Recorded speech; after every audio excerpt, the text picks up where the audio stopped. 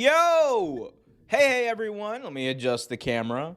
Hey, everyone. Welcome back to the most interactive wrestling show on the interweb. Welcome back to Wrestling with Omer. I am your host, Omer Q. We are live on YouTube, and for the first time, I think we're live on Twitch too. You guys can go follow me on Twitch at RealOmerQ. I am going to be streaming on there, not just about wrestling stuff, but also about sports, the Super Bowl, social stuff, a lot of stuff. You want more of me, you guys are going to go over to YouTube or twitch.tv/RealOmerQ.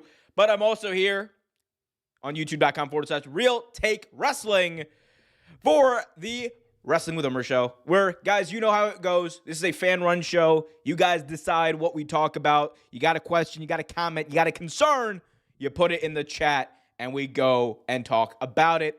We got a few guiding questions today, or guiding topics, I should say, today.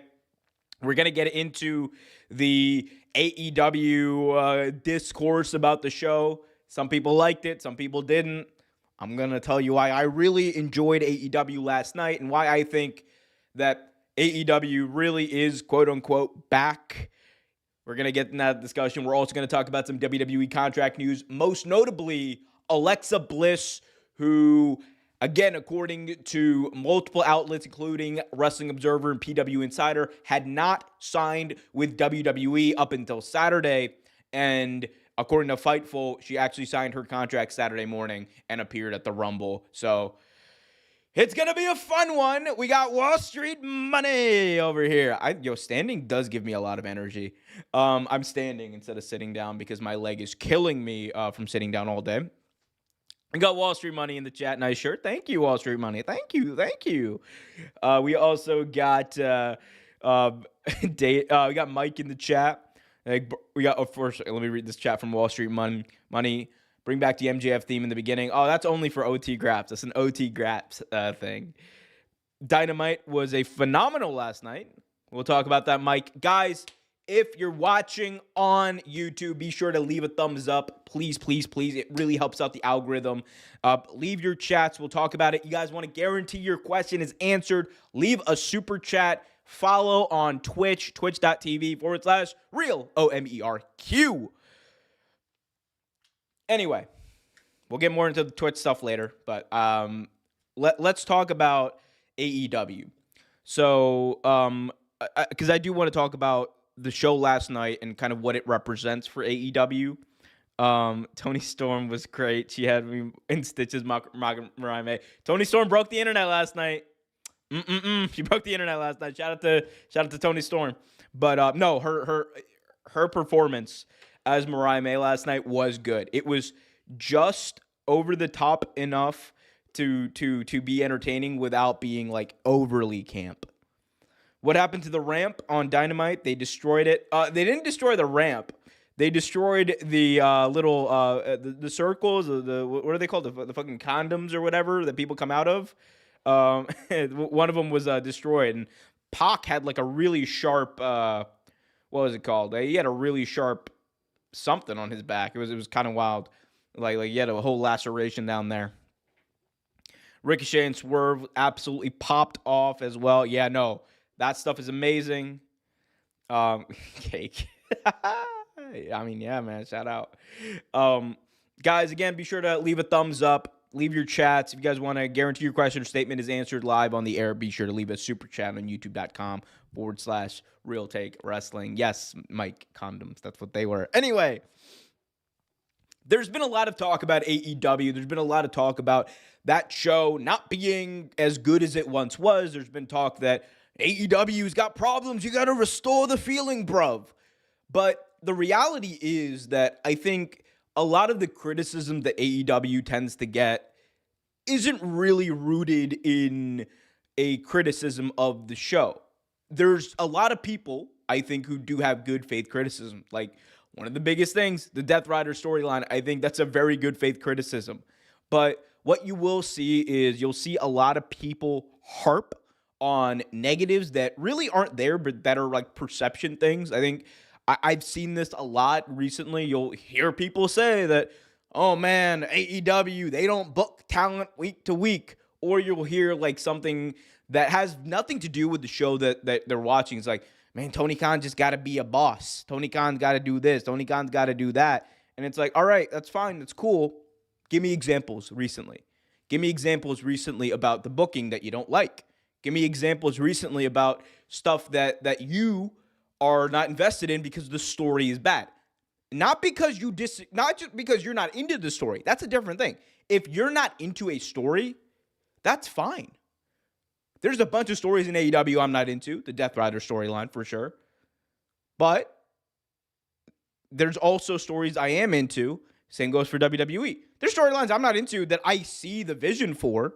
The Jey Uso stuff, it's not my cup of tea, but I see where they're going. And that's not like a whole, oh, this company is in the mud because Jey Uso is blah, blah, blah. No! You have to be stupid to think that. You have to be really stupid to think that, in my view. But it's wild because we treat WWE a lot of times. So you see people treat WWE with kid gloves because they'll be like, oh, I just love it. And it's fine if you like WWE, man. I love WWE. I love the stuff that they do with the Bloodline, mostly, except for any of the solo stuff. But we don't need to get into that. But I love that stuff. I love the integration of Roman being like this big piece, this big character that the entire show is kind of based around. That people's perceptions of Roman, who hangs out with him, kind of dictates the feuds that are going on, from Cody and Kevin to Drew McIntyre and basically everyone he interacts with. That's good. I like that integrated approach. But I can admit that. What you won't hear a lot of people admit is that they watch the show. You'll hear a lot of things like the perception is this, or man, I'm going to retread this same talking point that I've heard on Twitter for the last 2 years without actually watching and interacting and engaging with what's happening on the show. And people do it with WWE too. And there's a time and a place. And actually, I have discussed this at length at previous shows. But I'm seeing a lot of it hurled towards AEW. And I'm not an AEW defender. Y'all can say whatever you want. I don't stand for any company. At the end of the day, Tony Khan is a billionaire. And billionaires are who we don't care about. Tony's a very nice guy. But at the end of the day, I'm more worried about the product I'm watching. And if you were to ask me, I think AEW right now, in this moment, is probably doing as good a storytelling as they've ever done. From the stuff they're doing with the MJF and Jeff Jarrett stuff, which I know is not everyone's cup of tea, and there's good faith criticism of that too, to the stuff that they are doing with Hangman Page and his arc, which I think is probably some of the best stuff on AEW, to the Alliance to save AEW seemingly being Will Ospreay and Kenny Omega, to, of course, timeless Tony Storm and Mariah May. All of the stuff that I just mentioned there, that's all stuff that's happening on AEW TV. That's stuff that's happened on AEW TV this week. That's stuff that it has been building up for the past couple of weeks. Yet the criticism is that there's no storytelling. The criticism is that they don't know how to tell stories. The criticism is that they don't know how to get fans riled up and engaged with the stories. All of which is untrue. They do. Is it as many fans as with WWE? Of course not. No. WWE is the biggest wrestling company on the planet. And until a lot of things go wrong for them, that is not going to change. But I do think that comparing the two in that, oh, well, X drew X amount of at the gate versus AEW, which drew X amount, or whatever, like WWE grew 16,000 here, AEW got 4,000, 3,000, whatever. To me, I'm like, all right, fine. From a business standpoint, of course, WWE's winning. WWE's great. WWE, oh, sure, all of your talking points, you got them. But I'm gonna meet you with this. Why do you as a fan give a fuck about how good the business is? Outside of, is this bad enough for X company to go out of business? You really shouldn't care. I don't. Do I analyze things from a business perspective sometimes because it interests me? Yeah, sure. But that's not why I watch the show. Seldom have I ever gone into a show being like, oh my God, the biggest arena gate in history. No. Seldom have I ever been out here talking about, oh my God, they drew so much money and it makes me excited and I can't wait to watch the show because look at how much money this company drew. No. That's not what it's about, bro. It's about what you're watching on TV. To me, I get engaged with common sense storytelling, action-packed wrestling, and a visual experience. Both AEW and WWE have provided that. We are currently eating good as wrestling fans. We are currently in the midst of probably seeing the most talented rosters we've ever seen in the history of professional wrestling. Yet all we can talk about is this company is better than this company because look at all the money they're drawing. Okay, and again, if we want to have a business discussion about business, we can do that. But don't tell me that changes the way you view the show. I mean, come on. That's dishonest, not only to yourself, but it's dishonest to everyone else out here trying to have an honest conversation. In my view. And again, companies, man. Companies. Everyone wants to talk about companies. You'll never see me out here chanting, I stand for WWE, AEW. I'm not going to do that, man. Because at the end of the day, the companies, right, are only a vessel for us to watch great moments, to watch great matches, to experience week to week the whatever it is, the adrenaline, the captivating experience, or the disassociation from reality that we all get from professional wrestling, of having fun of watching the show. I think people don't just sit back and have fun and watch the show. They just chirp about it online. And if that's your grift and that's what you do, you just chirp about. I mean, look, I talk about wrestling. I talk about it. And that's fine. But at least when I talk about it, I try my best to be honest. There's certain things I'll like. There's certain things I won't. And we all got biases. We all got different things. But don't do blanket statements. Or try not to. We're all guilty of them. But don't conflate business with story. Two very different things. Don't conflate stories you don't like with stuff that's not clicking. Don't conflate that. Because there's a bunch of things in AEW. Death Rider story. I don't like that.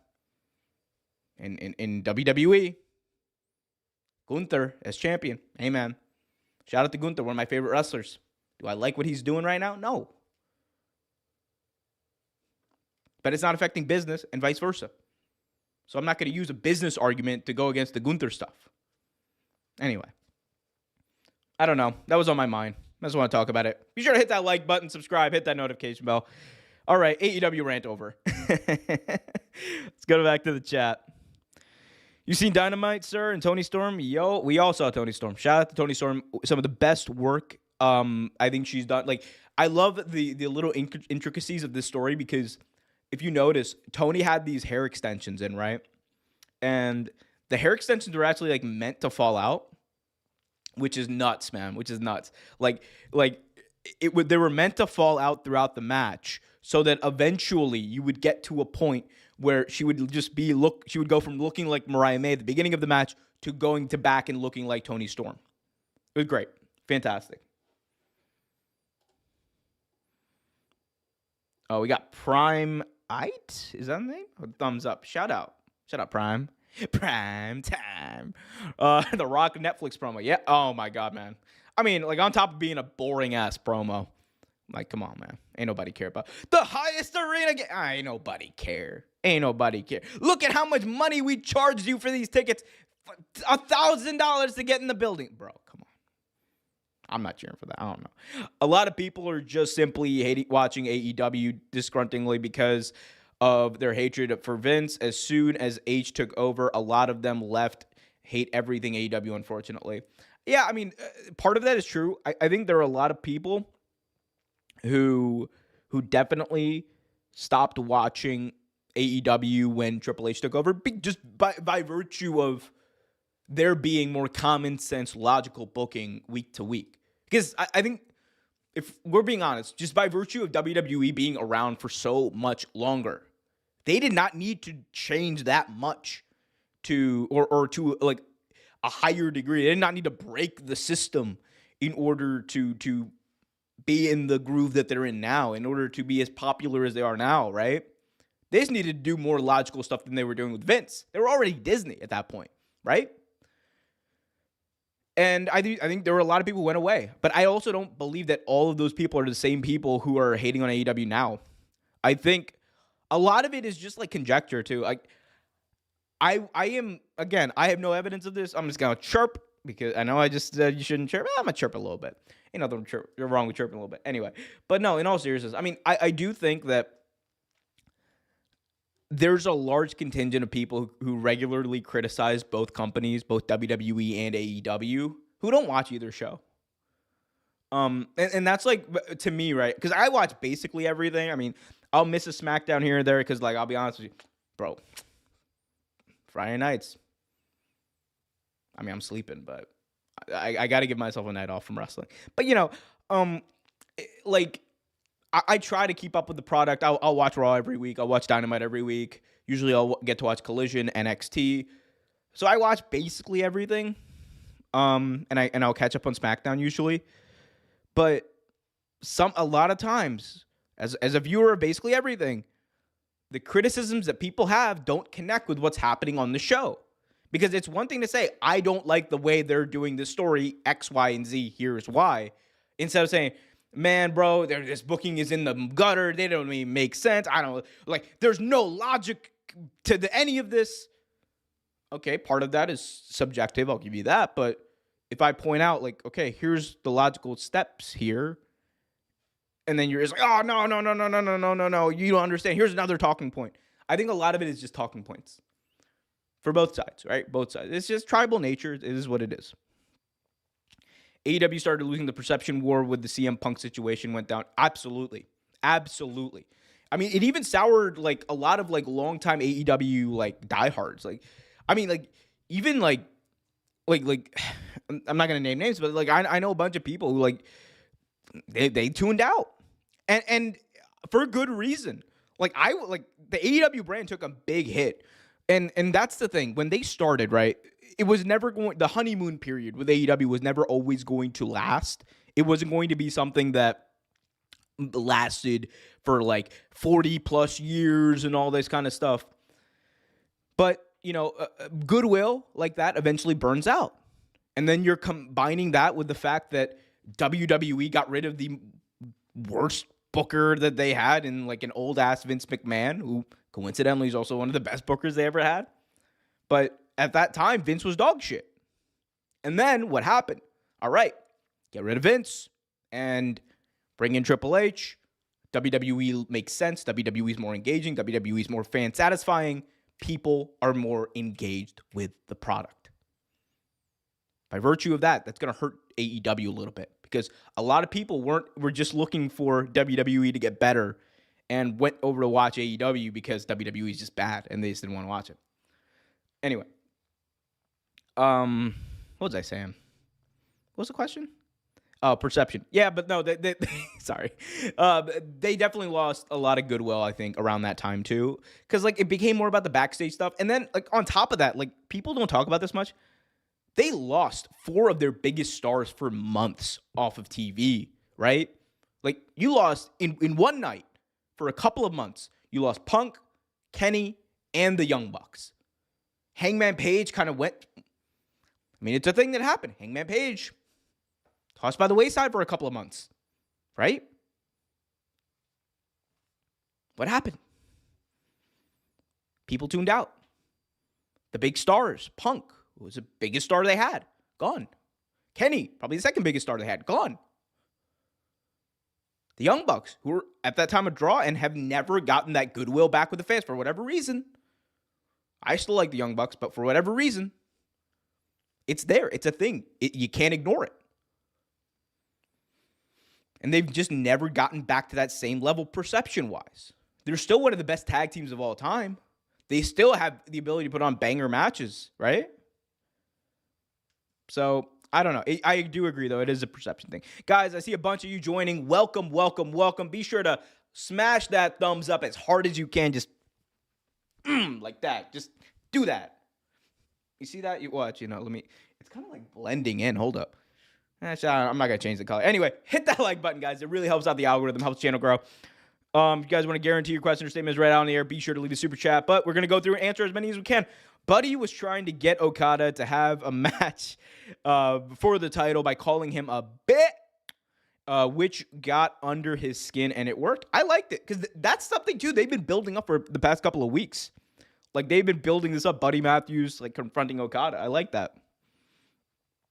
I'm really interested to see what they're going to do with Jey Uso. Me too, man. Me too. I know a lot of people don't like this Jey Uso thing. Look, would Jey Uso have been my pick? No. No. Quite frankly, no. But I'm not going to ignore the fact that this Jey Uso thing has a lot to offer, both from a storytelling perspective and, just straight up from like a spectacle, bro. Like, could you imagine like 60,000 yeeting to end WrestleMania? That'd be cool. But also, Jay is a much better wrestler and storyteller than people give him credit for. People are always going to go back to that match that he had with like Jimmy, and it was a horrible match. Like, we're not going to try to sugarcoat that, right? But I think Jay has proven, if you go back and watch any match he had with Roman, the man is a single star. He is a bona fide, he's a good wrestler. He's a really good wrestler, actually. Stories are good enough. People will follow, and they will come back to see the next chapter. Yeah, exactly. That's why, the perception thing is, always going to be a thing. And PR-wise, they're in a hard place, but I think focus on the stories. Market your shows if you're AEW. Market your shows. Their marketing game is not, it's gotten slightly better, but it's still not where it needs to be. That's from a business perspective. Buddy could become a champion at Grand Slam. I don't see that happening. Unless they do, even this doesn't make sense with the current trajectory, right? Unless they do something like Kenny costing Okada at Grand Slam, I don't see a situation where Buddy wins. It'd be cool, though. If maybe they hotshot it, I could see that. That would be awesome. That would be awesome. You have to have, because, actually, yeah, think about it, right? I guess Tony Storm would be the big victor at Grand Slam. Now that I think about it, because you got to have at least one person go over. We know Harley Cameron's probably not winning the TBS title. We know, Buddy probably wouldn't, in normal circumstances, win the Continental title from Okada. Tony Storm's probably going to win the women's championship, so they'll have that. Maybe. Interesting food for thought. But yeah, I would love to see them do a hot shot. Maybe hot shot would be cool. Hot shot it. We don't get enough hot shots in AEW or wrestling in general. WWE's all with this long title reigns. AEW's with the long title reigns. Give me short ones, man. You got TV. AEW, you got TV titles for a reason. Change them up. Let's go. Buddy and Brody are great in the ring. I'm still waiting for Matthews versus Omega. When that match happens, it's going to be crazy. We got Amped Up Wrestling. They better figure out a way to pivot or they'll gradually become irrelevant. You're talking about the Death Riders? Oof, pivot. Tony, pivot, please. We got one in the chat. Another thing that bothers me is fans believe a brand new ownership regime, head of creative for AEW will guarantee success, might bring back curiosity, but not sustainability. Yep. Anyone who thinks that bringing in a new booker will fix AEW's problems, in my view, is wrong. Because I also I don't want to get into all that. I think people like to chirp because clicks, and I get it. We're all YouTube, we're YouTubers. You're online, man. You Do what you gotta do. Shout out to you. But I don't see I see booking in part. Like, I will say this. I think there needs to be more adaptability in the booking in AEW for sure. That is a thing that Tony, RJ, the entire booking committee needs to work on. Is the adaptability and needing to pivot in situations like this Death Rider stuff. It's just not working, and it's clear that it's not working, and it's go away heat with your audience. But overall, I mean, it's still a fantastic show. They're still a legitimate wrestling company. They are still like a profitable wrestling company. They're still drawing 10,000 or in the ballpark of 10,000 for their pay-per-views. In the arenas, over 100 to 150,000 buys on pay-per-views. They're still able to sell like 50,000 tickets for Wembley, right? Last year. Not a lot of other wrestling companies outside of WWE can say that. Sometimes we forget the scale of this, right? If you're asking for AEW to be exactly as big and as profitable as WWE, you're not going to see that happen. At least not in the current landscape. There would need to be an insanely dramatic shift in so many factors, from ownership to backing to resources, for any of that to even be remotely leveled out. The fact that AEW is where they are right now is insane. It is a testament to what they built already. WWE did do hotshot booking with Motor City Machine Guns. I mean, yeah, look, okay, tag team belts, sure. What are we talking about? Single belts, come on now. Tony just needs to hit the reset button. Buying ROH was a disaster for AEW, plus Punk drama. I mean, I agree, but the ROH stuff is interesting because I think the issue with ROH has always been like, you know, Tony Khan bought ROH in 2022. Everyone was expecting there to be this big announcement eventually of like, okay, we're going to have an ROH show, and there's going to be an ROH branding, maybe an ROH general manager, and they're going to bring back ROH. But that's not what happened, right? That's not what happened. What ended up happening over the last couple of years is we had ROH essentially weirdly dissolve into AEW TV. And I understood it to a point. You want to put big brand recognition around Ring of Honor as a brand because you want to sell pay-per-views. You want to sell tickets. You want to do all this. And look, to an extent, it's worked. Ring of Honor, as far as pay-per-view buys, they're doing better numbers than they've ever done, right? But the issue is the content itself, I think, is probably, over the last couple of years, I should say, the content itself is like inconsistent. And a large part of it, it doesn't have the same feel of Ring of Honor, and maybe it never will. Because at the end of the day, Ring of Honor now is a completely different entity than it was in 2006, 2007, 2010, 2012, 2016. Completely different. Back then, it was the best indie out there. Back then, it was where you honed your craft and made it to that next level. Now, I don't even want to call it developmental for AEW, right? Because at this point, it just feels like side quests. Because you don't have consistent, like, branding of rosters. Who's on Ring of Honor? Who's on AEW? And coincidentally enough, right, we see a lot of people go back and forth. We see a lot of people do that, but we don't see the people who are insanely over. Arguably, the most over person on Ring of Honor is Athena. When was the last time she was on AEW TV, guys? Like, we have seen tag team champions, the trios champions, all that, and it's great. I love a lot of these guys. But like, the best thing that you do with that ROH brand, you barely highlight on AEW TV, but you're willing to highlight so much else. That's what's confusing. That's what doesn't make sense to me as a fan. And I think in order for Ring of Honor to succeed, it not only needs to have more of an identity, I think it needs to have an identity. No one in these, and I understand why they do it from a business perspective, right? You're saving money, You got the talent already there and all that kind of stuff. But no one at an AEW show, or very few people at an AEW show, are there to see Ring of Honor. Don't have the tapings at AEW shows. It might not be as big or granular or whatever, but if you want to invest in a brand, invest in a brand. Do 2-3 tapings at a time in Orlando or something. Get a residency.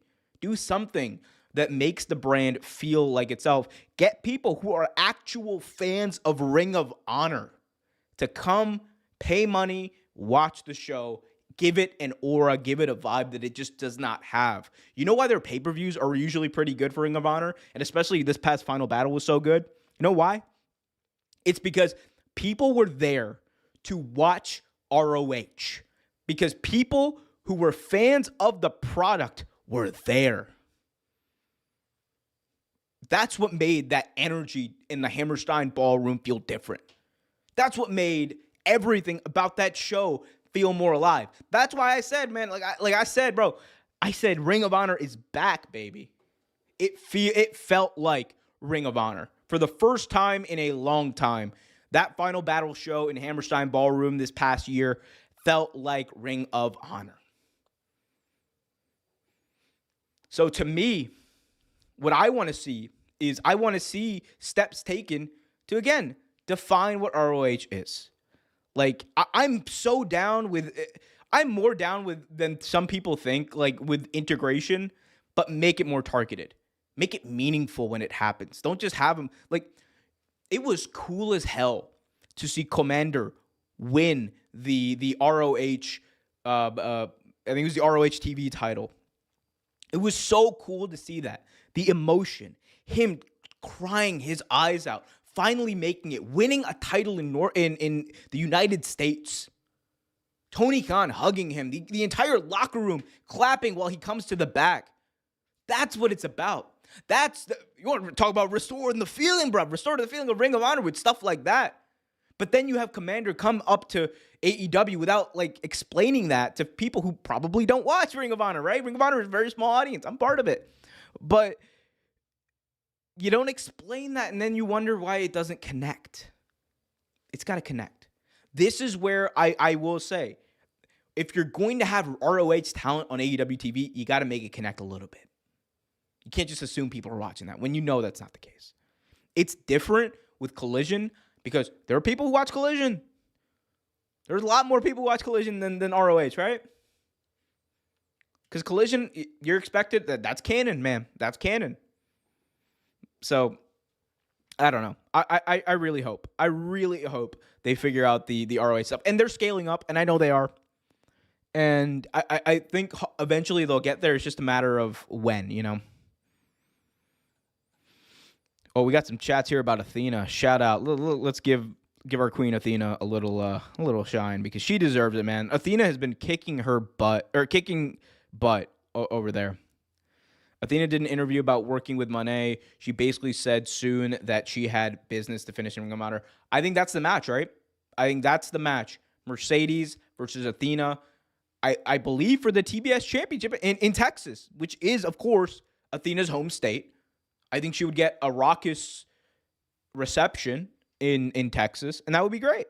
She should be the one to dethrone Athena. I agree. And she's, man, you know what I love though? I do love this. There are a lot of people who, like, you know, traditionally don't give like Ring of Honor the benefit of the doubt or whatever, don't watch it, who still get like the Athena is kicking butt. That's how good she is. That even like people who don't watch the product know how awesome she is and believe it because she's a great talent. She's a great talent. I almost unplugged my mic there. A lot of hand motions here. I'd love to see Harley dethrone Monet in a fluke win. That could be good too.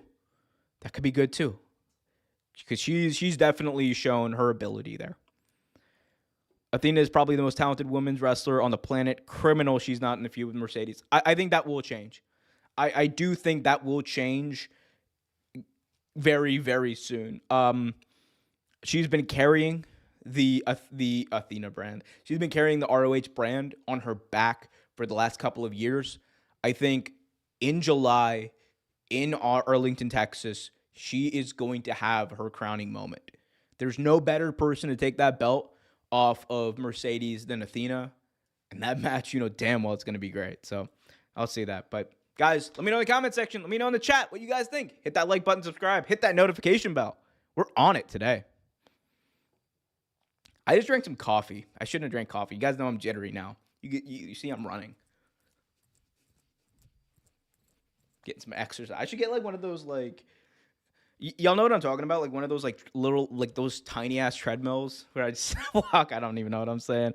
MJF and Jarrett is okay, but my opinion is I'm not into it because he can do better. I mean, that's why I think that's one thing they're actually pivoting on from the looks of it.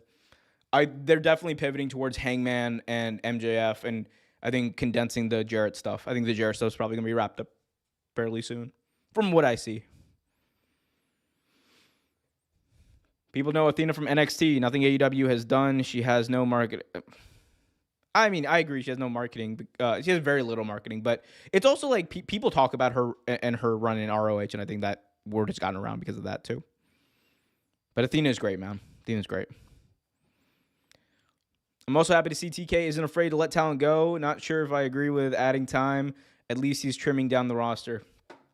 I mean, I think I've explained this before. I think... the story is that Tony believes that for a long time in pro wrestling, there was this idea that the promotion, whether it be WWE, WCW, WCCW, AEW, whatever it was, right? That the promotion had all the power over you, and like they weren't going to honor their end. They're not inclined to honor their end of the deal when the contract is signed. I think his thing is he wants to kind of reverse that in a way. And he wants to honor those deals no matter what. Part of the downside is if you want out of your contract, Tony's probably going to honor your deal, which, of course, that's going to cause friction. Every situation is different. I will note that. Like the Ricky Starks situation baffles me. I don't know what they're doing there. I don't know what they're doing, man. Ricky, I don't know what they're doing. Ricky, like free Ricky. Get that man in NXT tomorrow. So I want to see him cook. I might cry tears of joy when Athena dethrones Mercedes at All In. That's going to change Matt Jackson. That match is gonna be a banger. I can't wait. I'm actually I'm planning on heading down in July to see that match. Oh well, presumably see that match. But I mean, look, I am going to Texas, and that's gonna be great. The main reason I'm going is because I cannot wait to see in person, in front of me, Okada Omega. I don't care if it's like 5, 6, 7, 8, whatever years after the fact. Seen that match in North America, man. Can't wait. I have been a WWE fan for 48 years. God damn it. Let's fucking go. Let's fucking go. I love that. That's dedication. The fact that you've seen it all. You've seen the heights on the lows. That's amazing, man. Let's go. Let's go. Also, hashtag amped up wrestling. Fuck yeah, hashtag amped up wrestling. Yeah. Hashtag that. Why not? As long as it's not problematic. No cosigns. But also, hashtag. Yeah. Anyway. But no, man, that's cool. Actually, that's interesting. I'm interested, Anthony, to hear, like, what's your favorite, like, time period as a WWE fan? That's a question I'm really interested to hear. Because, like, 48 years is a long time. Like, you're going back to the 70s, dude. That's awesome. But don't say the Attitude Era. Because that's such a cop-out answer. What's up with Scorpio Sky? He's a great talent. That would love to see a lot more of him. I mean, don't quote me. I don't know. I mean, I think he was injured for a little bit. He signed a deal, like a multi-year deal, like a while ago. So, I mean, I think he's in AEW for at least the next 2 or 3 years, but it's another guy who I'm like, come on, man. That's a guy you should find something to do with. Scorpio Sky has, man, he's so good. He's so good. Anthony Phillips says the 1980s. Oh, no, we got a Hulkamaniac. Oh, no. Yeah, brother, I wrestled 400 matches in a year, brother, and you know how I did it? I actually traveled through that man said I traveled through time. He wild, bro. That man is wild. Oh man. Oh, guys. What are we even doing? Oh man, guys, I see 41 of you are here. Thank you guys so much for all of you. Be sure to leave that thumbs up. I only got 15 likes on this video. Let's get to at least 20. Come on. By the time by the finish of this little read that I'm doing, let's get 20. Also, guys, if you're planning to go to a wrestling show, whether it be WrestleMania, whether it be Elimination Chamber like I'm going, or hell, AEW, All In, Dynamite, Raw, whatever you're going to, right here, I'm going to help save you guys $20 off your first purchase. In fact, let me help save you guys your eyesight by switching the lighting so you guys can see this. But I'm going to help you guys save $20 off your first purchase with SeatGeek. Ooh, that might be a little too blue. Oh, I like the blue. Let's stick with the blue, all right? We're going blue now. We're SmackDown, all SmackDown edition. Anyway, guys, please, if you guys are going to go buy a ticket and you haven't signed up for SeatGeek, here we go. I got this right here for you. $20 off your first purchase when you buy a ticket with the promo code RealTake. All you got to do is all you got to do is go into the app, sign up using the link in the description below, download the app, sign in, do all that wonderful stuff, and then at checkout, use the promo code RealTake. At checkout, promo code RealTake, $20 off your first purchase. Again, promo code RealTake. How many more times can I say it? I'm Daddy Magic now. Just use the promo code RealTake. Hey, brother, love your channel. Any any New Japan free agents coming? I think the big one probably is going to be Dave Finlay. Because I don't know if he's a free agent yet, but he followed Triple H, and that's not a good sign. My boy is, I would expect to see him in WWE eventually. When do you think Speedball Mike Bailey's going to show up? I could see him being like an entry for like a casino gauntlet match. I think that would be a great way to have him showcased, like as a surprise in a casino gauntlet. The way I kind of want to see that casino gauntlet thing too for AEW play out is like I want to see like them have it like at Double or Nothing, and then the winner of that gauntlet goes on to face the champion at All In. That could be really cool.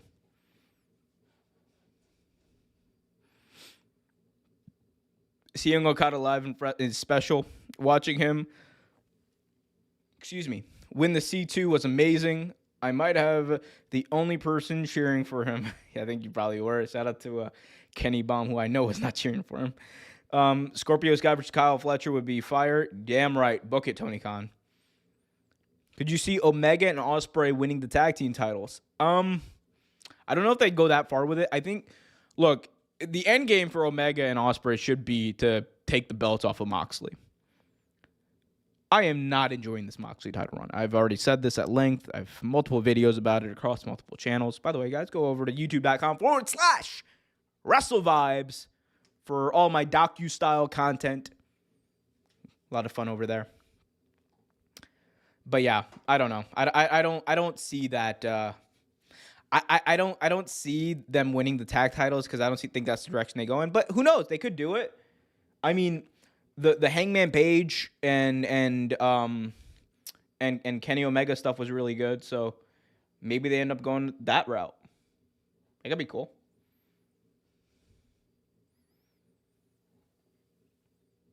But man, I'm just so excited, man. I'm just so excited about wrestling right now because you got Mania season coming up. AEW's heating up. Kenny Omega is back. You have Jey Uso yeeting all over the place. Jey Uso yeeting all over the place. It's crazy. Hold up. Like speaking of yeeting all over the place, have you guys seen this? Let me see if I can pull it. I think it's I can pull it up right here. Look at this go. Yeet Mania. They're going all yeet edition over here. I like that. I really like that. Oh, what's this? This is from FightfulSelect.com. Oh, let me read it. Very few people on WWE roster are happy with Def Rebel theme songs. Several people are frustrated and have expressed unhappiness with the quality of theme songs and have made attempts to get their previous theme songs back. To no one's surprise, Def Rebel fucking sucks. I mean, are any of us really surprised at that fact? No, but like seriously, Def Rebel's awful. Get that. To quote Kenny Baum, get them up out of here, bro. Like I would prefer like a 70 whatever year old Jim Johnston to Def Rebel at this point. Get them up out of here. We don't need that. But yeah, no. I mean, is anyone surprised that Def Rebel sucks? I think, bro, the fact that like the CFO's themes are still some of the best themes that WWE has, and like no one knows who's entering the Royal Rumble with the Def Rebel songs, it shows you how bad that team is at putting putting songs together. It's like yeeting all over the place is wild. Hey man, he's yeeting. It's just me. Ooh. I love his song too, bro. Like I love the fact that it's like it's Jay Uso. So here's a fun fact.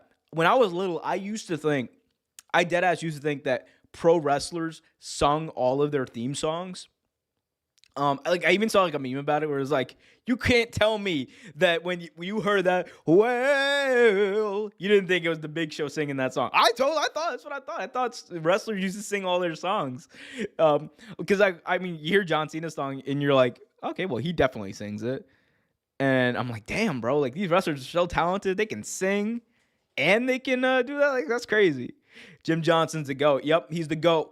But this generation's Jim Johnston is Mikey Ruckus, man. AEW better give that man the bag, bro.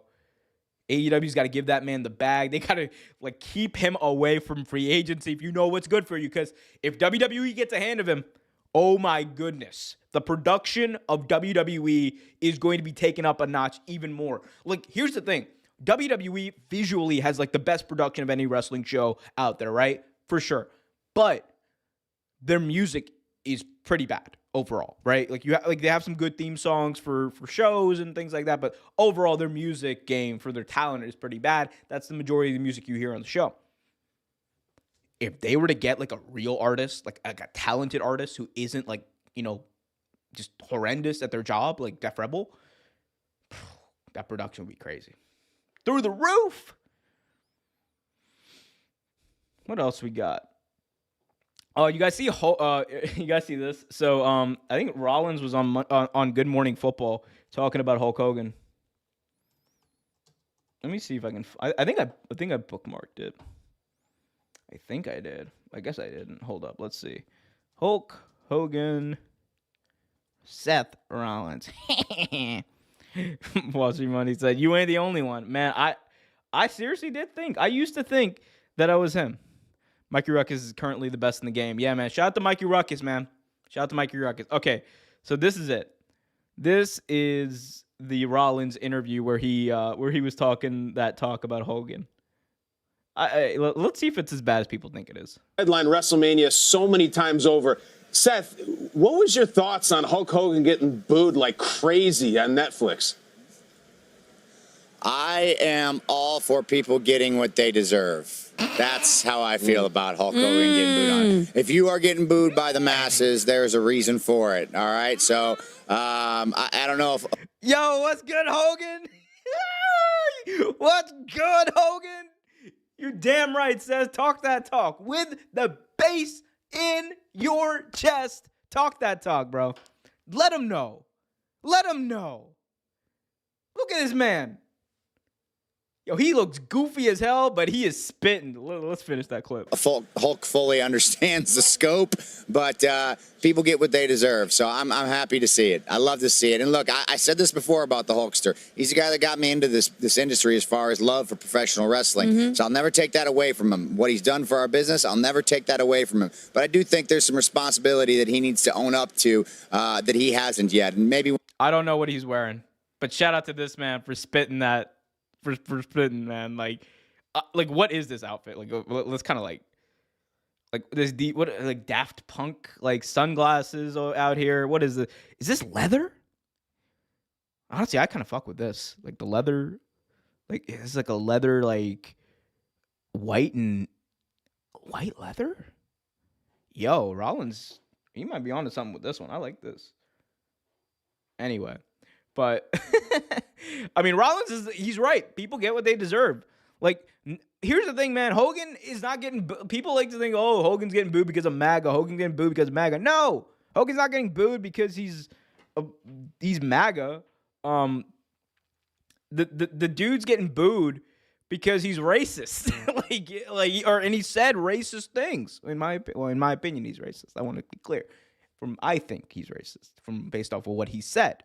He definitely said some racist comments when you go back and listen to them. And by reports and the rumblings, it seems as if he has not apologized for that to the degree that is acceptable to the fans. So if you're in a situation, right? If you're anyone, you're in a situation where people think you haven't apologized because of your racist acts or whatever, they're gonna like shit on you every chance they get. That's why he's getting booed everywhere he goes. Come on now. Let's not pretend like I don't know, man. I really want to play a college football clip, but I know y'all don't care about that.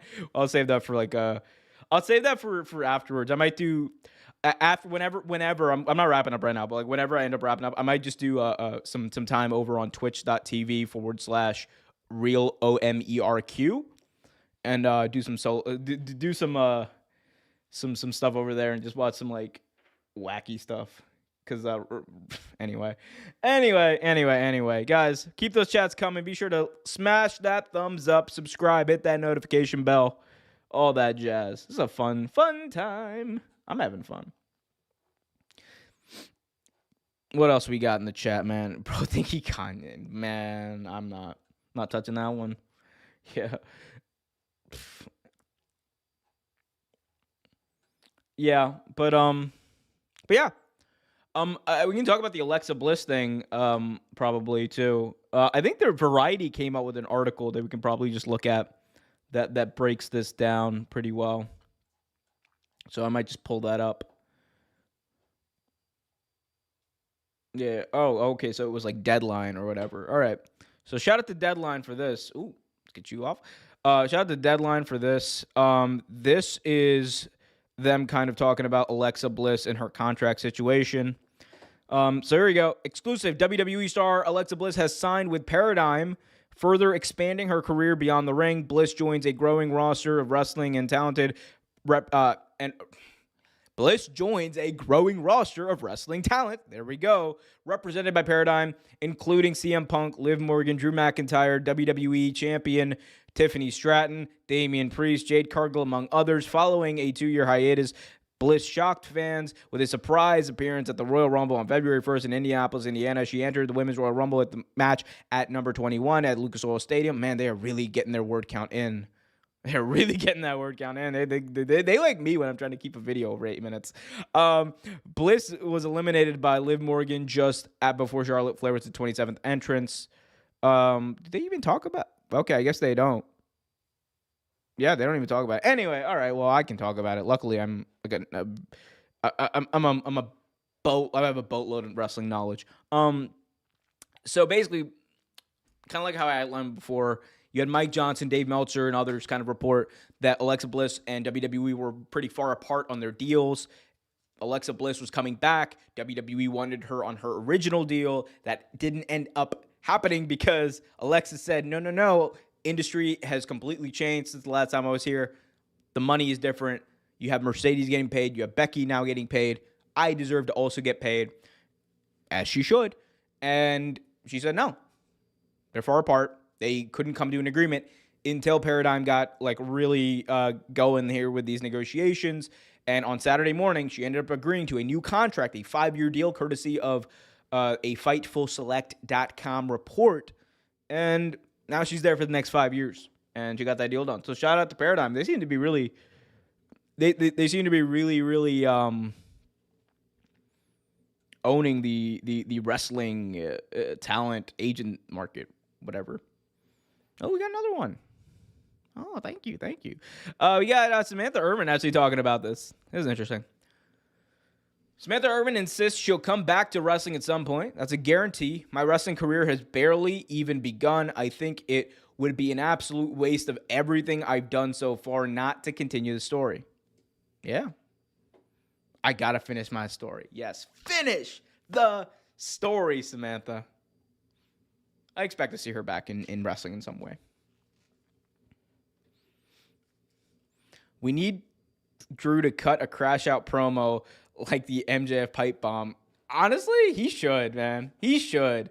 With all the rumblings about him and all the stuff, dude, just have him go out there and cut like a crash out promo. That would be fun. It would get people talking, get people excited about Drew, and then when he comes back, it'll be even more important. Be cool. Like, I would love to see that. He'd be like, you let everybody else get in front of the line except me. Like, that'd be really cool because he ain't wrong. He's not wrong. Like, there are people in WWE who are kind of unhappy with some of the things that are happening. And that's going to happen, man. Man, they're in so much. Hey, man, Mike. All right, Mike. You ain't wrong, but all right.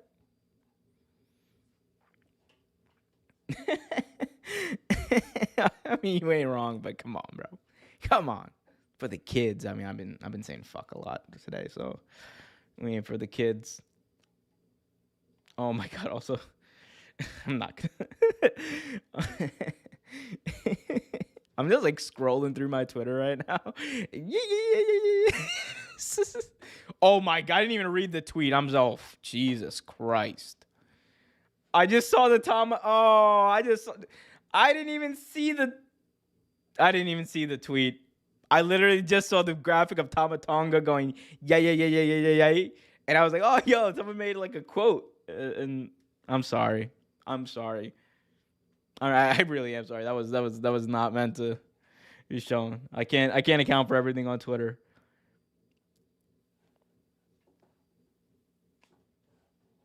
But Toni Storm is very talented. Like dead ass. Like, I mean, even like, dude, like the little, I mean, I talked about this before, the little intricacies in her execution of like the Mariah May gimmick were cool. Like her doing like the little like finger thing and like overemphasizing it as if to mock Mariah May, which only pissed her off more. It added so much to the story, bro. Keep cooking over there. Keep cooking. Man, oh man. Yeah. Just do ad libs. Let's see. Do we got any like meaningful WrestleTix updates? I don't even know. Hogan, they're the fakest looking punches. He didn't need to do much to get over. You know who had great punches though? People don't want to talk about it, but Jeff Jarrett had probably the best punches I've ever seen in pro wrestling. Like he just knew how to I don't know. It's those Memphis punches. Like, that's all they freaking know how to do. Him and Jerry Lawler. If you're from Memphis, you better know how to punch. like I feel like that's all they teach you in like wrestling finishing school in Memphis. It's just like how to throw amazing, out of this world, stupendous punches. Oh, people are talking about this, and we'll take a look at the. Yeah, well, there's actually another quote that we probably should look at from Jimmy J, because we'll take a look at that in a sec. Remember when Hogan made Vince take a lie detector test? It's probably the best thing Hogan's ever done, both in and out of character, because they try to warn us. Horrible and awful, but they try to warn us. All the signs were there. Do you think Samantha could become Ricochet's manager? Yeah, I for sure think that could be a thing. I don't know if it's like an immediate thing, but if he ever turns back to a babyface, I could totally see that. She's a good talker, really good talker from what we can gather. I mean, obviously, she's one of the most iconic announcers WWE had. And I think she could add a lot to Ricochet. And Ricochet is probably a guy who needs, like, you know, when he's not doing this type of character, like, let him cook with this. Like the Trevor stuff, the glasses and the weird serial killer vibes he's giving off right now. Let him cook with that. He's doing great. But yeah, I think that eventually if you turn him back to a babyface, he should have a manager. And it should be Samantha. My brother, I feel like WWE took away Drew's momentum. It's just like at its peak, just like LA Knight. Yeah, I mean, yeah, LA Knight's peak was what? When he won the US title from Logan Paul at SummerSlam. And, I mean, ever since then, it's been fine. And, look, the chase is always better. We know that. But sometimes you also have to invest, right? You also got to invest. You got to invest in your talent, in TV time, in stories to develop that. Like, look at Cody, man. Cody had like a very up and down roller coaster chase. Like, let's not pretend like, oh, smooth sailing. But when he won it was a fantastic moment, man. People were crying. I was emotional, but it was great. And then the run, it was always going to be a little underwhelming. Like, you got to be prepared for that. But even I was like, he really didn't even have like a story about him until the Kevin Owens stuff. And that's when we saw a little bit more character development in Cody.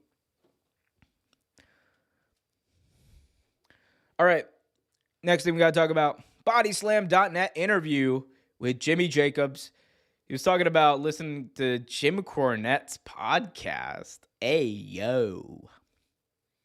Tony, what? All right. Let's read the quote. We would drive for hours from one show to the next. I don't know why I'm reading like this. We would drive for hours from one show to the next, and Tony Khan would always be there talking about wrestling, his vision for AEW, and just soaking in everything. It was a chance to really bond over things that matter, like how we want to shape the future of wrestling. Tony and I would listen to Jim Cornette's podcast during these drives, and it became a thing. Sometimes we'd agree, sometimes we disagree, but that was the most important. But what was most important was the passion behind what Cornette said. It was always about respecting the history of wrestling and understanding what makes the business work. All right, look. All right, okay. History of wrestling.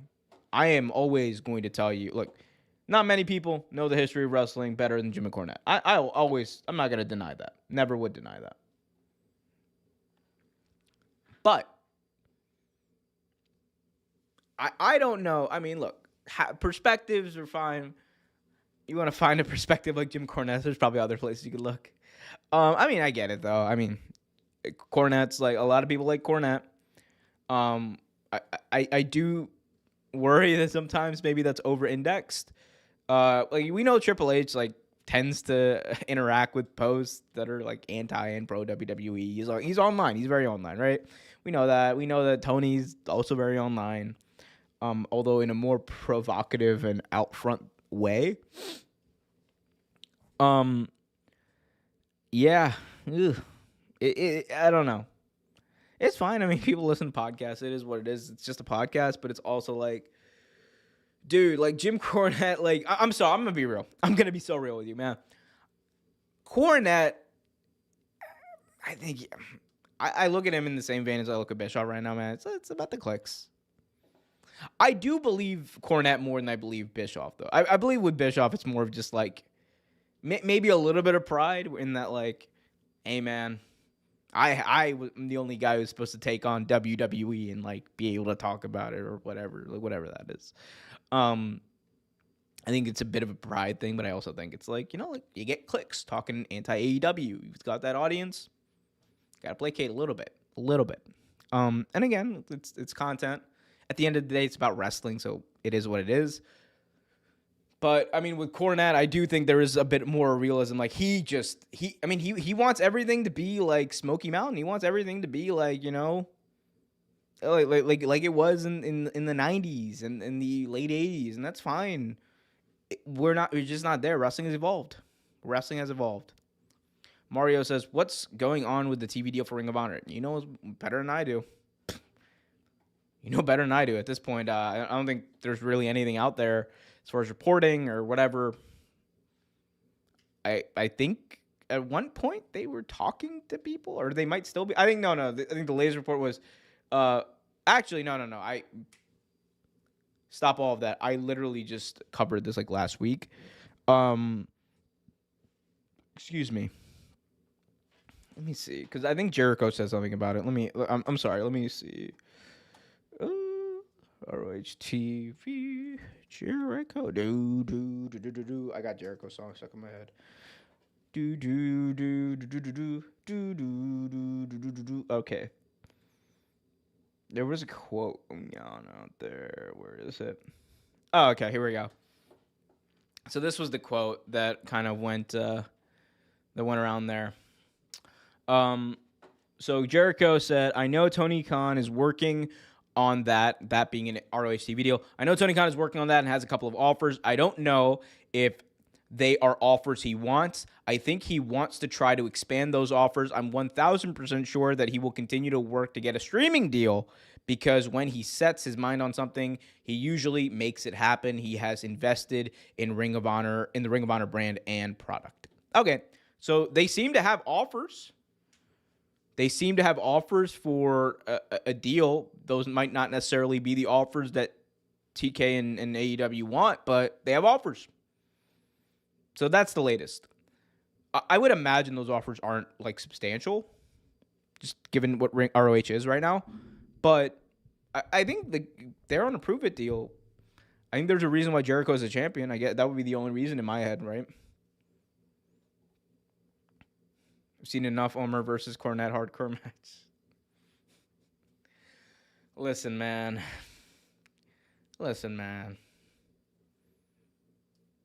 Dog collar or nothing.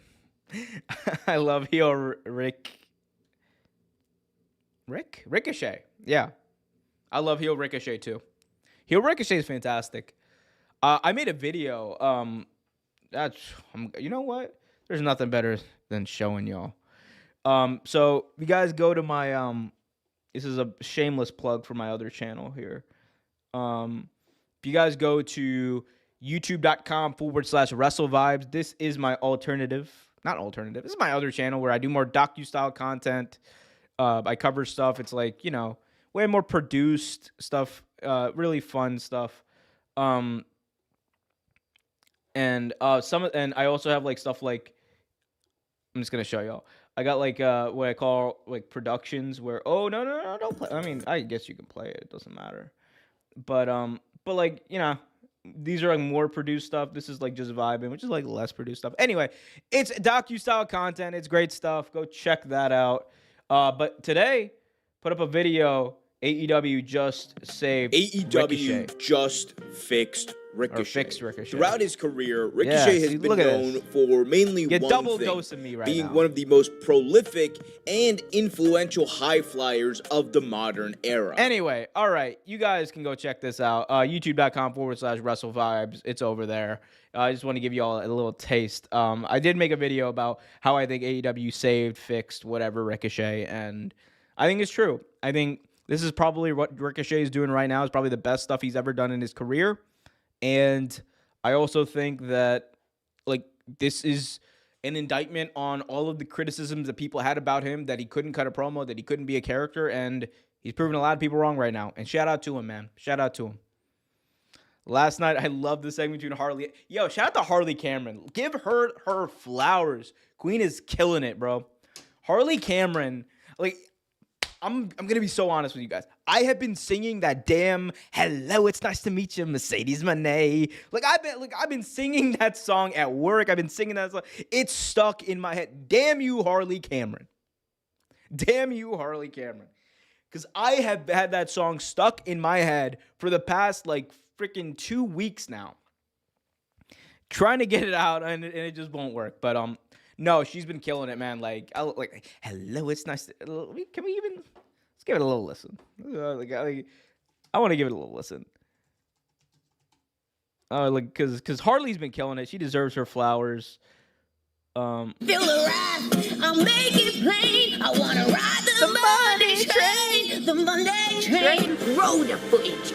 All right. Yeah, you see, I want to ride the money train. Shout out to Harley. I think she's great though. She's part of, I think, what they need to lean into more in wrestling in general is like people's talents, right? A lot of these people have multi-versatile, multifaceted backgrounds. Some people are athletes, some people are actors, some people are singers. Lean into their talents. Let them naturally get over with what they're really good at. That's why you're seeing Harley Cameron get bigger reaction than she's got the week before. That's why you're seeing her as a character be more relatable and be engaged with the fans more. That's why we're all feeling the wrath. You know, like it's dope. It's dope stuff, man. And again, I think like that one song, like that one thing of her, like it went a little viral. People are talking about it, and shout out to Harley Cameron. She's busted her butt. She's gotten so much better over the last couple of months in AEW, and I would say like she's like one of the most improved wrestlers out there in the game.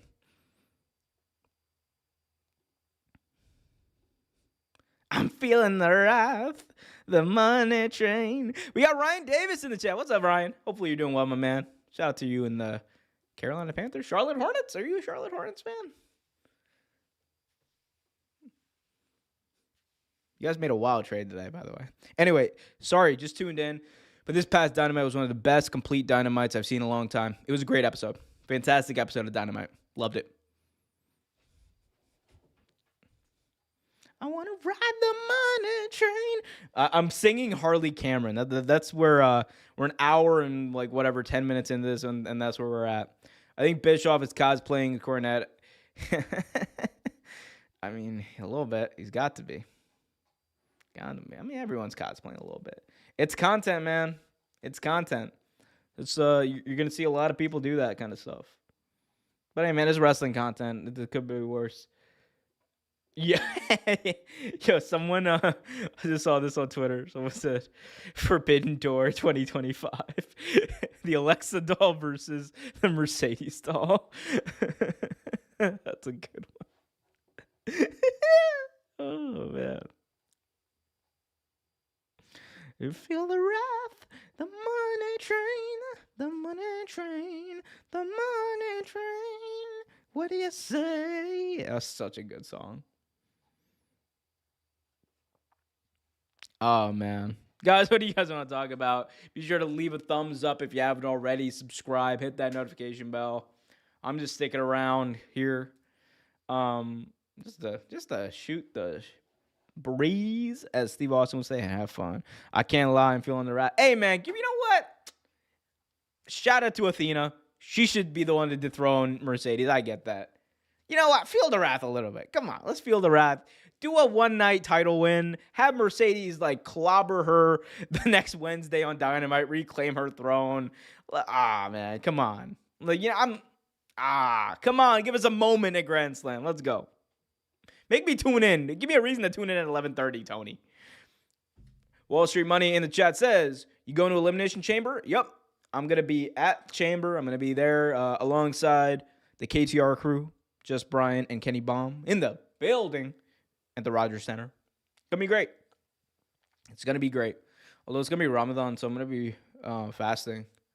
So it's that part's going to be, it's going to be a little tiring traveling that day, but we're going to do it, man. I've done worse. I went to Boston last year. It's a flight. It's okay.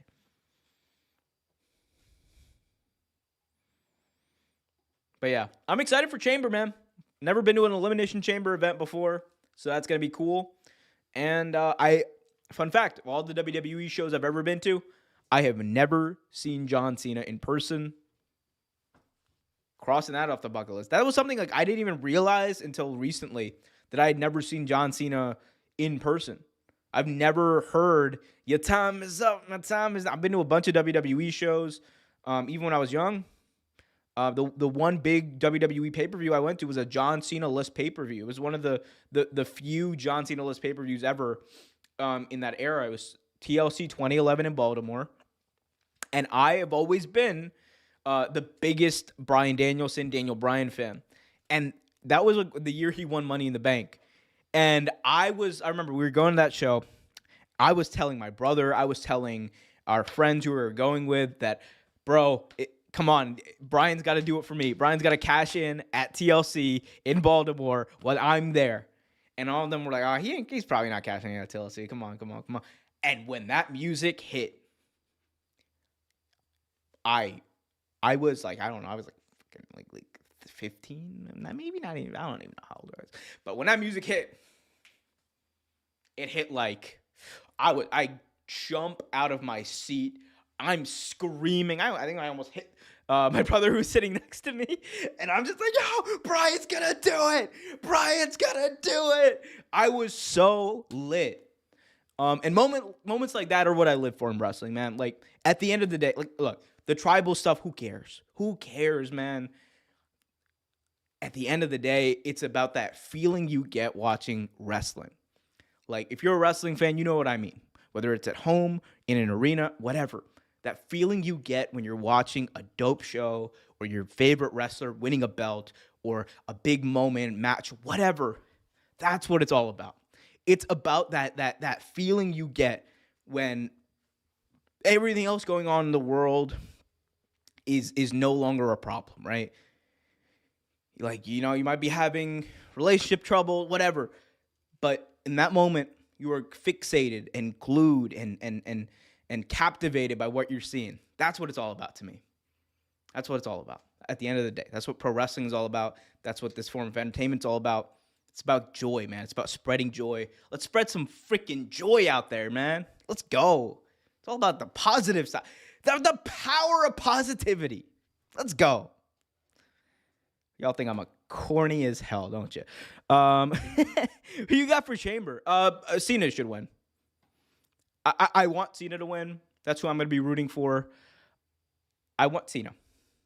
I don't care what else happens at that pay-per-view. I don't even care. Have anyone else, have whoever else. I mean, I will say Io should. I wanted Io to win the women's chamber, but now I'm just like, man, now Io, come on. Where's Io? Let's get Io. Io.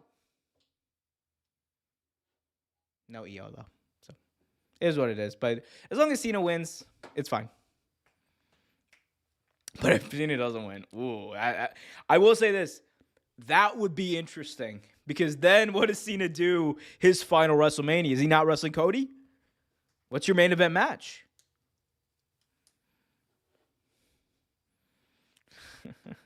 When we're talking about Bryan Danielson, instead of the economic state of wrestling, shaking my look. I will talk about you guys know that the channel is all about the business side. I'm good at breaking that. I mean, I'm no Brandon Thurston from WrestleNomics. Shout out to him. But I know. Look, I know how this works. If you want someone to break down the PR side of wrestling, though, I basically got that on lock, in my view. But look, I mean, Bryan Danielson's the greatest of all time, so of course that would distract me from what it's all about. Can you see Buddy beating Okada in Australia? Not gonna lie, it might be cool. I said this earlier, and I think that, like, it could be a cool one-night thing. Like, any of these people winning, from Buddy to Harley Cameron, any of them winning for, like, one night, and then, like, you know, maybe they do a little bit of a rematch on Dynamite or whatever, and they switch the belt back. That could be cool. Do it, man. You're in Australia for once. The show has the build up to the show has been what it is. At least make it fun to watch and entertaining and must see. That's a way you can make it must see and meaningful television. Whether people watch it on Max or people watch it right after the All-Star break or the All-Star game, whatever. Just make it fun. Make it something that people got to tune into, and that'll be a reason why people got to tune in. Do it. Do it up. I'm just making noises now. Don't drink coffee after 7, guys. That's what I did. Hey, brother, you should have a hotline for these lives. I eventually will. I'll do something with Discord. That's a plan of mine. You know, everything's incremental, guys. I'll get there one day. Is Cooper Kupp getting traded? Probably. I mean, yeah, actually, he is getting traded. As far as where, I don't know. If the Ravens don't keep Rashad Bateman and Cooper's willing to come down on that deal a little bit, give me Cooper Kupp on the Ravens, baby. We're going to the Super Bowl again. No, we're not. Because something bad's always going to happen to us in the playoffs. That would be awesome. Yeah, we'll try to do that. At least for the wrestling stuff and the sports stuff, not for the other stuff on the Twitch stream. By the way, guys, if you're on Twitch and you guys want to see more of me, go over to twitch.tv/real OMERQ. Go follow me over there. Going to be talking about sports over there. Going to be talking all the wrestling stuff and some other stuff. Some social stuff, some other analysis is going to be over there. So you guys want more of me, though, go and follow me on Twitch, twitch.tv/real OMERQ. I'm also going to be simulcasting like this specific show, Wrestling with Omer, and any other live streams on this channel or on Real Take Sports in the future over there. So go check that out if you haven't already. Do you think Camille will return to AEW? Hopefully. I'm not sure what her situation is, to be honest. Hopefully. I don't know what happened there. That was a weird thing because she was on TV and then very quickly got her off. Cooper's coming to Carolina. Gotta get the Blue Eyes White connection over there. And Carolina is just like, although, man, Adam Thielen and Cooper Kupp together, that'd be crazy. That'd be crazy. Tony wants Cooper Kupp. If it doesn't work for the Jaguars, probably stick with AEW. Man, that contract would be crazy for AEW. The highest paid wrestler in the world is Cooper Kupp. That'd be wild. I mean, he'd have to be like your champion. That'd be wild. The mother of all simulcasts. Yo, that was a, look. I ain't gonna lie. That was a good shot by AEW. The mother of all simulcasts. That was a good shot. Man, oh man.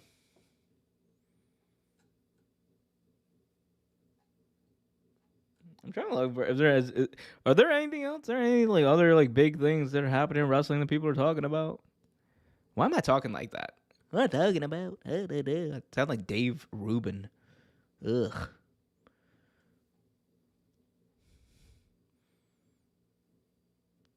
Hey Larry, we're trying to do a show here. All right, let me stop. How pay-per-views do you think AEW will do this year? How many? I would say like what was it? They probably the same amount they did last year.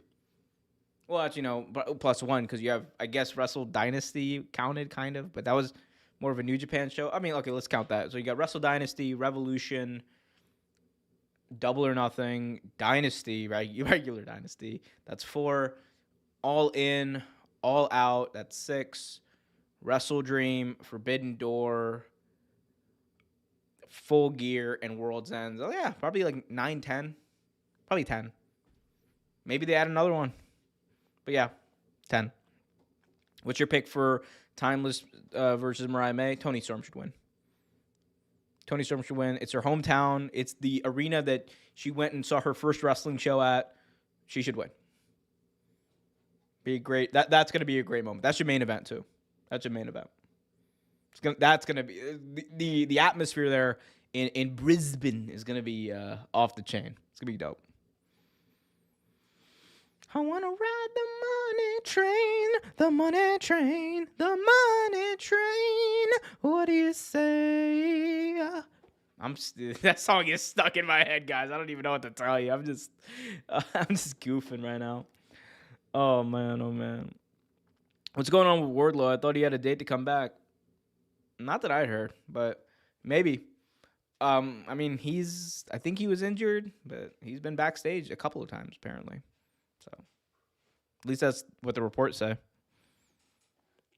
But I don't know. It's like another weird situation. Like, I know the Miro thing is like a creative thing, and Ricky reportedly had asked for his release, but, you know, again, it's like that whole situation is extremely, extremely weird. I want to ride the money train, the money train, the money train. What do you say?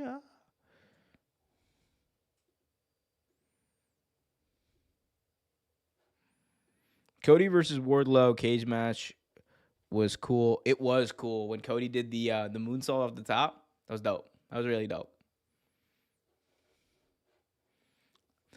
That was in, I think that was in Atlanta, right? That was in Atlanta.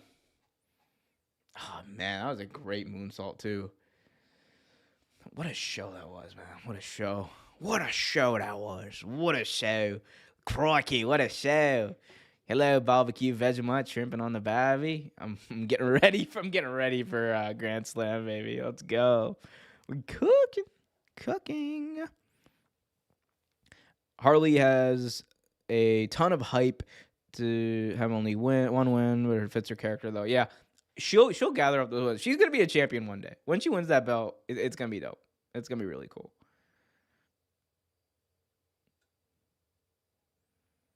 Let me see what else we got. Are there no other developments in the world of professional wrestling that we can spend time talking about / complaining? There's a lot of developments in the other in other realms of entertainment, but we're on the wrestling stream right now. We're on youtube.com/Real Take Wrestling. Subscribe, guys, if you haven't already. Be sure to leave a thumbs up. There's 32 of you guys watching live, but only 26 likes. Let's get that up to 30. If we can get that up to 30, I might have a surprise stream for you guys the night of Grand Slam. I might drink some coffee. If we get up to 30 likes, I'll commit to it now. Grand Slam, live stream, reaction thing, I will do. Let's get to 30, baby. Come on. Hit that like button. Let's go. All right, see, we at 27. Come on, 3 more. It's like doing push-ups. It's like doing push-ups. Like 1 more. Okay, 2 more. 3 more. Come on, baby. Let's go. Let's go. Let's go. Come on. I know y'all got it in you. Just 3 more likes, and we'll and I'll hit you guys with an AEW Grand Slam watch along. It'll be fun. I want to ride the money train. I feel like Harley and the Outrunners should have a segment together. Yeah, that would be cool. I would mark out actually for that. Harley, Cameron, and the Outrunners. I would mark out for that for sure. Like, it's just so cool, man. I want to ride the money train, the money train, the money. I need to stop. Y'all got me singing this song now. It was super stuck. It was stuck in my head before, but now it's like super duper stuck in my head. Like, I'm just cooked now.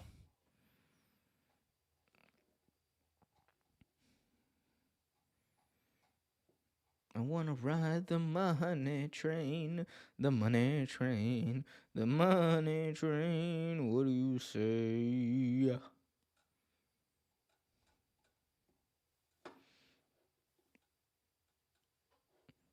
You said Carolina Panthers made some moves earlier. I just got home from work. No, I said Charlotte Hornets made some moves, not the Carolina Panthers. What moves y'all making? It's February, bro. Y'all can't even make no moves. No. The Charlotte Hornets traded somebody. Forgot who it was.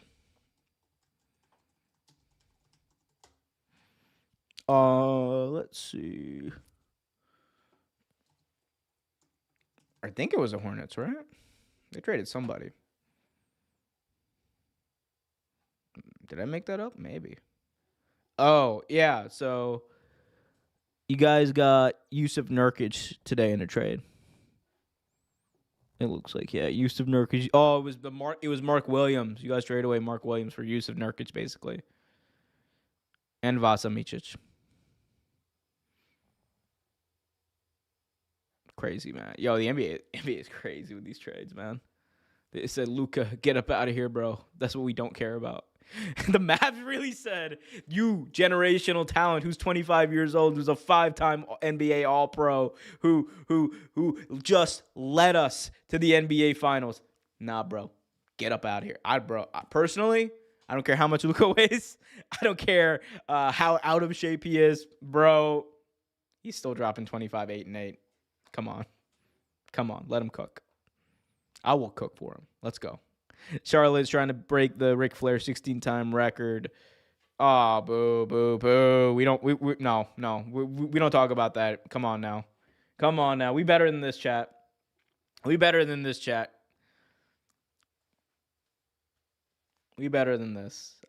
out to Charlotte Flair. Shout out to Andrade. Hopefully hopefully they're all good, man. I wish everyone the best. We don't do the drama farming of wrestlers here. They are people too, unless they're Hulk Hogan. Specifically Hulk Hogan. And no, Hulk Hogan's a person too. Come on. Calm down. Le GM made that trade. That's my thing. Okay, here's the thing. I don't think LeBron did it.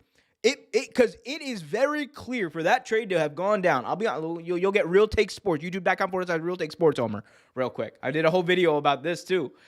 That trade does not go down without LeBron not knowing about it, I think, beforehand. But the Dallas Mavericks were the ones who initiated and made that trade. Because you know damn well that the Lakers didn't even think that would ever be an option. The Dallas Maverick, like Nico Harrison, just did not want Luka on that team. That's what we're learning. He just did not want Luka on that team. So, here's what it is. It's super cooked is what it is, but it is what it is. I want to ride the money train, the money train. Bandito should form an alliance with Roosh. Maybe. I don't know. I like the whole Bandito like gimmick they were doing with him, where he was doing like the what was it? It was like the most wanted man. I love those vignettes. Give me those like corny like fake real world vignettes.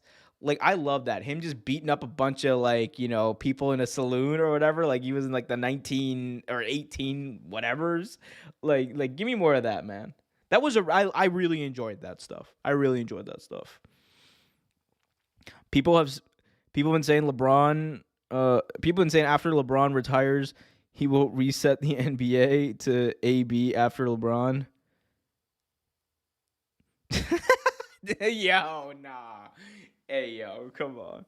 Nah, that after AL, you mean? After LeBron.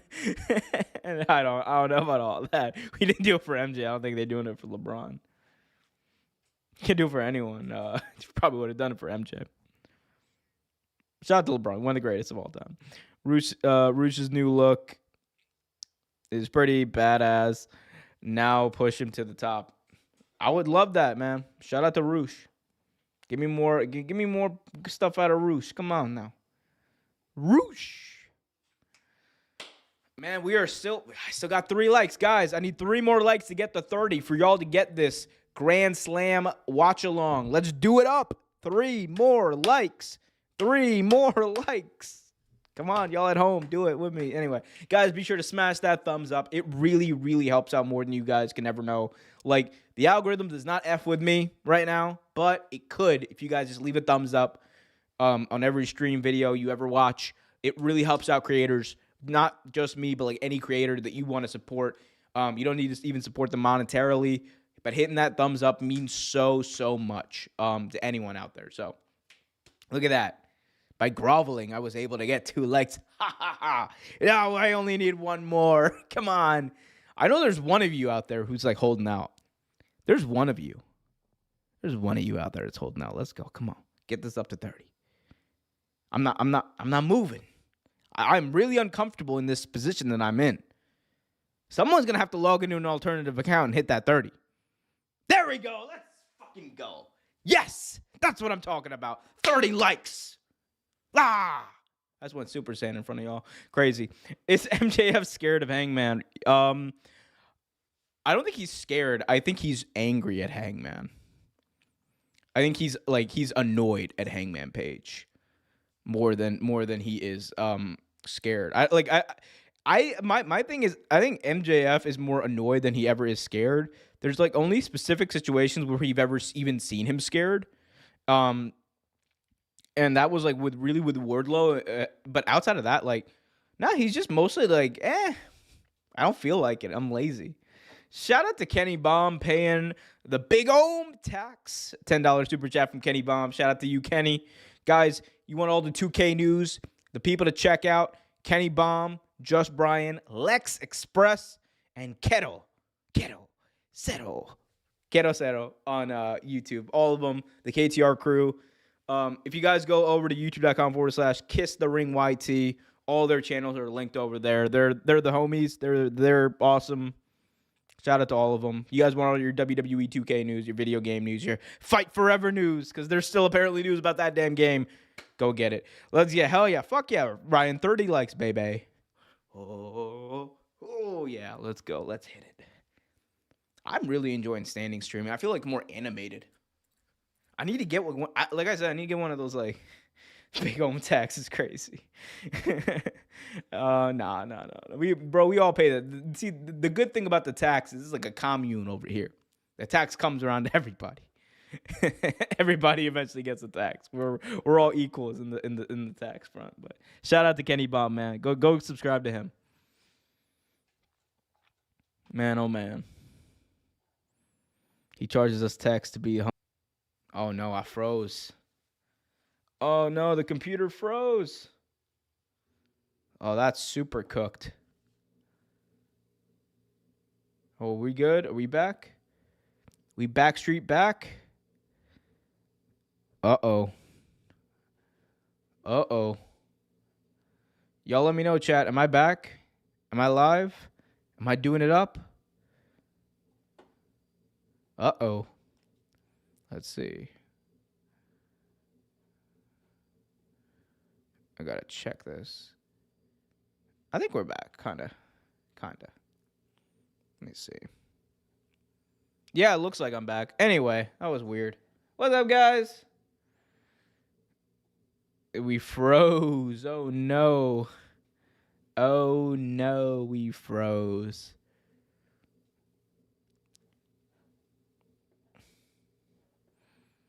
Are we still frozen? I'm back. Let's go. Backstreet's back. All right. Thank you. For some reason, I can't I can't see the screen. Actually, hold up. Give me a sec, guys. I'll be right back.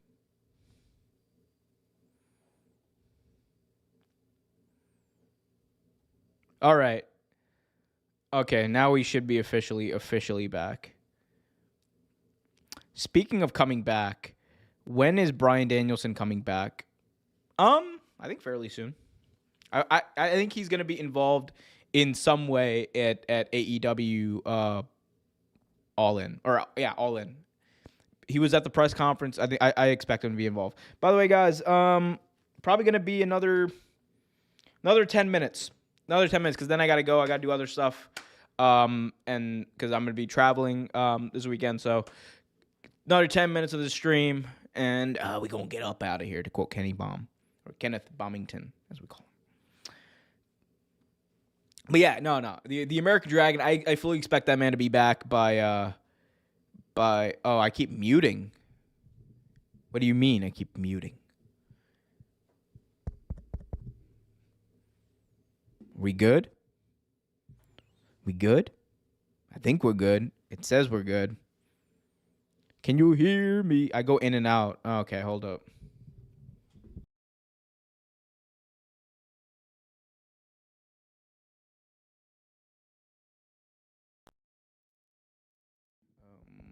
Okay. Are we guys, just let me know if we're still cutting in and out, and I'll deal with it. But yeah, Bryan was at the press conference for AEW All In.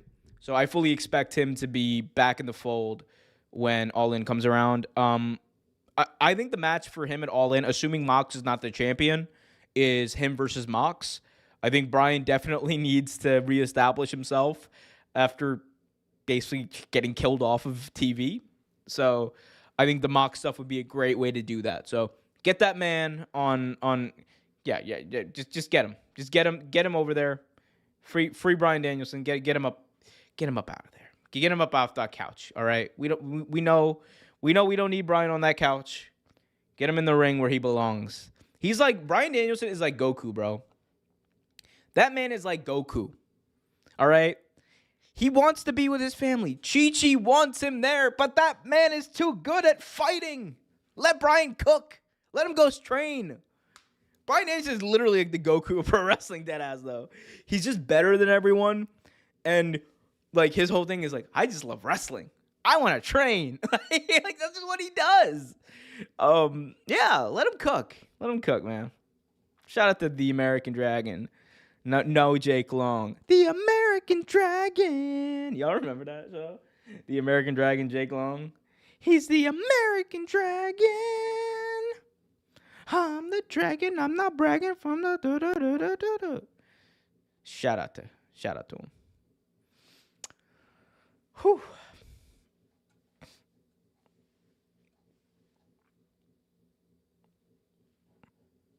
I remember that show. Oh yeah, I quite like that show. Yeah, no, I remember that show too, man. The American Dragon Jake Long was a very pivotal point in my childhood. Watching that show on Disney, very pivotal point in my childhood. What's up, brother John? You missed like the entire stream, but what's up, bro? John Keegan, the man who cooks like no other. Chef John Keegan. That's what I'm gonna start calling you, bro. You Chef Keegan. What's up, bro? How you doing, man? You cooking? What are you cooking tonight? Probably some like beef stroganoff with a hint of lemon and a lamb, medium rare, with extra virgin lamb sauce. I don't know. Let us know in the chat what you cooking, Sean. I don't even know what I'm doing. Fucking Gordon Ramsay out here. Where's the lamb sauce?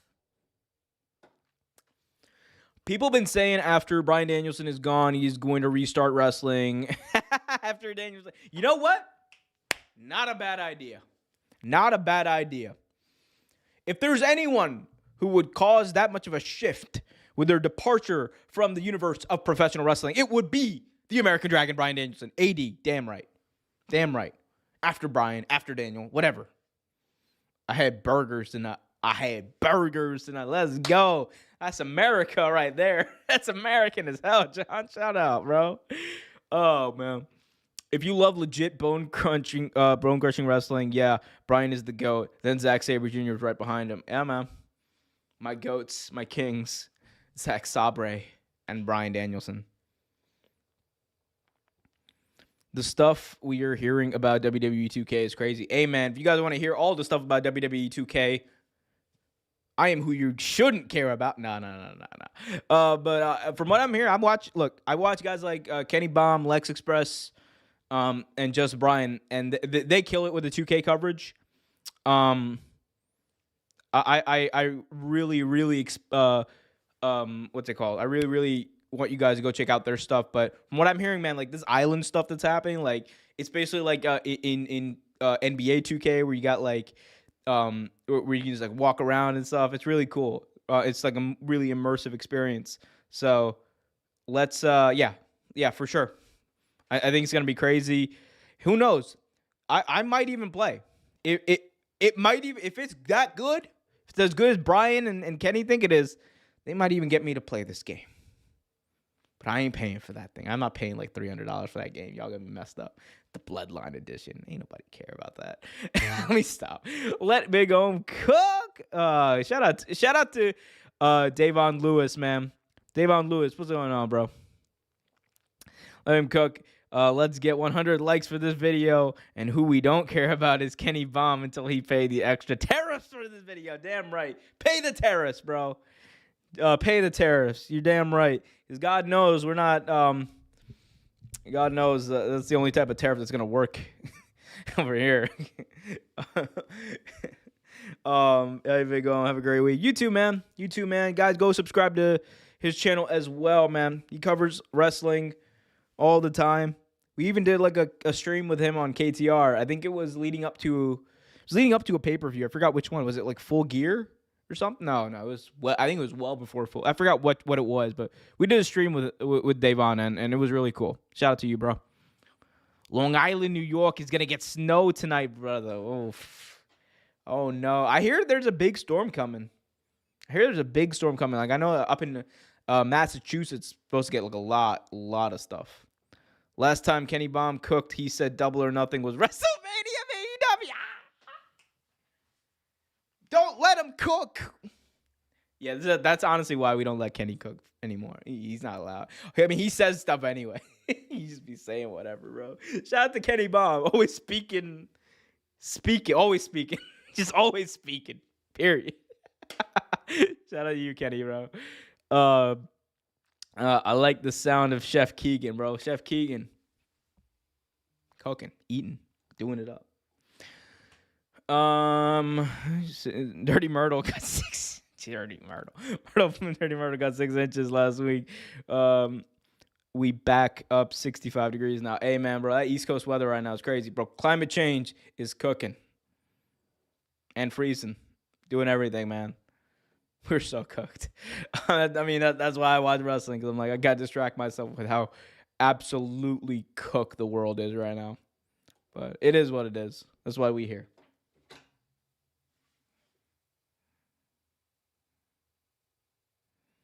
Man. All right, guys. I gotta head out. Wall Street Money. Are you? Oh yeah, you're in Canada. Well, Wall Street Money. Are you going to Elimination Chamber before I head out? Got to answer that question. Are you going to Elimination Chamber? You're trying to say Kenny Bomb is Russell Wilson? You can't. Yeah, Kenny Bomb is. You know what? Kenny Bomb is like. He's like the. Y'all remember Brian Boswell? Maybe Brian Boswell. You know what he is? Kenny Bomb is just a vibe. This man is just. He's like the Marshawn Lynch of pro wrestling commentary. Bro is just. He's just vibing. Kenny is just vibing. I mean, he's cooking while he's vibing, but he is a content king, is what he is. And that's exactly what Marshawn Lynch is, too. Shout out to Marshawn. Shout out to Kenny Bomb. Shout out to everybody. Shout out to Wall Street Money. Shout out to Chef John Keegan, Ryan Davis.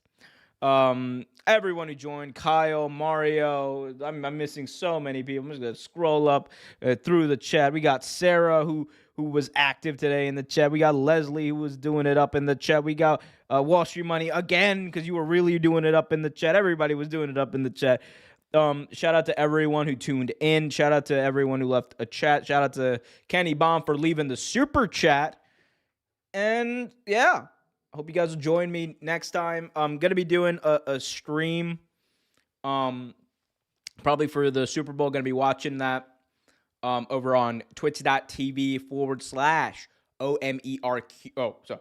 Twitch.tv/real OMERQ. And over on youtube.com/real take sports. Either way, you guys can join me, watch the Super Bowl.